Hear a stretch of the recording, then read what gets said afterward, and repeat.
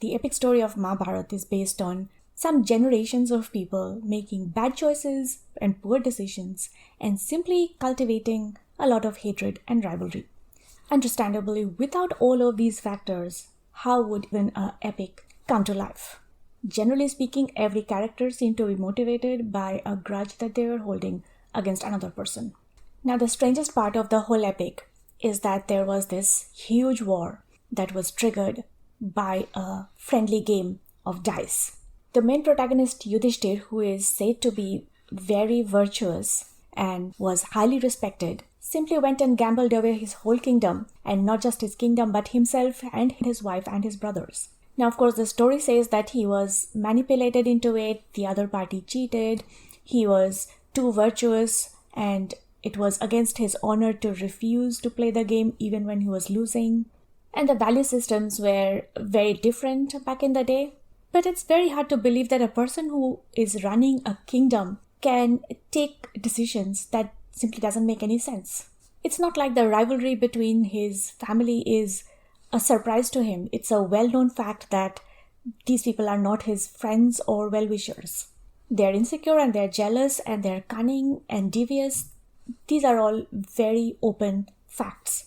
Now, whenever anybody questions as to why he is proclaimed to be so virtuous when he took such a bad decision, people usually put it away as, well, he was generally speaking very humble and very kind, and he was very wise, and he really was very dutiful and loyal and so on, and he made a human mistake.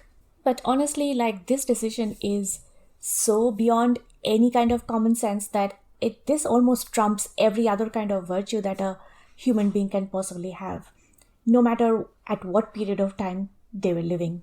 A very basic ask from a king would be that they don't go visiting their cousins for lunch and gamble away the kingdom. So I honestly question if this could really have happened. So I do think that this whole gambling episode is for dramatic effect to enhance the story. It may have happened that this whole rivalry and enmity that's going on among the cousins simply just reached a tipping point on that day.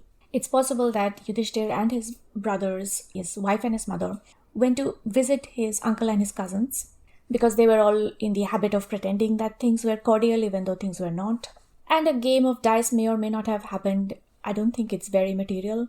But below the surface, things would have simply just come to a boiling point.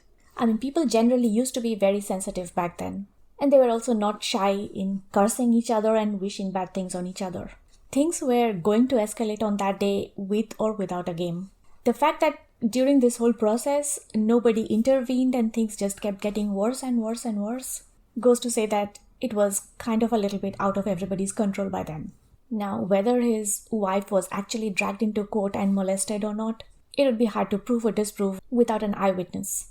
But if the Pandavas were smart enough, then spreading such a story would not be to their detriment. It would provide a very good justification on why they absolutely must have this war and kill off the entire family of his uncle to the last man. So in the end, they may not have been as stupid or as much of a victim as they were portrayed to be.